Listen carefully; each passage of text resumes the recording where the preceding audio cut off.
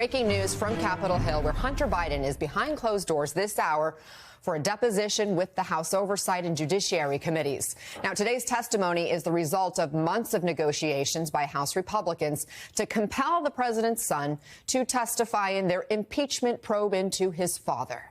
Let's go right to the Hill. And NBC's Ryan Nobles also with us, MSNBC legal correspondent Lisa Rubin, and New York Times chief White House correspondent Peter Baker. So, Ryan, how's this all going to go down today? What are we expecting? Well, everything's going to be behind closed doors today, Anna. Of course, that was a point of contention between Hunter Biden, his legal team, and the committees investigating his father, the president of the United States, as part of their impeachment inquiry. Hunter Biden really wanted this to be in a public setting because he was concerned that Republicans would take out of context some of the answers to their questions that he would provide them.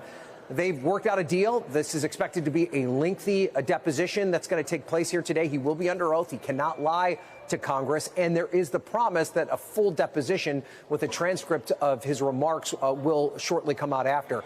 But it also comes at an important time in this impeachment inquiry, Anna. We've really reached an inflection point with Republicans, with a degree of fatigue amongst rank and file Republicans concerned that this impeachment inquiry just frankly hasn't delivered the goods that many of these impeachment investigators had promised. Specifically, they have yet to demonstrate a clear link between the president, Joe Biden, and his son, Hunter Biden, or his brother, James Biden, and their business dealings, or that the president specifically used his public office in order to help benefit those business practices. I actually pressed James Comer, who's the chair of the Oversight Committee, on that exact point earlier before this deposition took place. This is how he responded.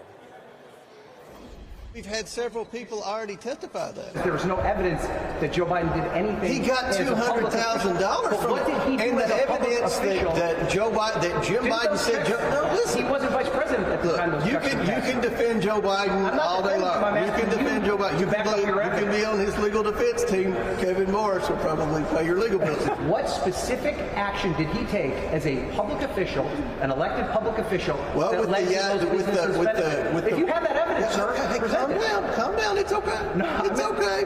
All the angry liberals.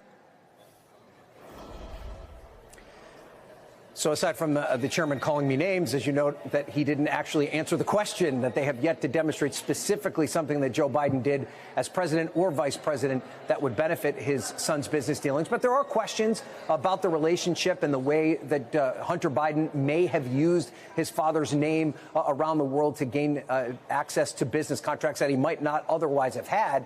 The question, though, Anna, which is what we've come back to every single time, is how does that rise to the level of high crimes and misdemeanors? It's something even Republicans are now starting to question, and it's something that they're going to really need to hope they can garner up through this lengthy deposition that's scheduled to take place here today.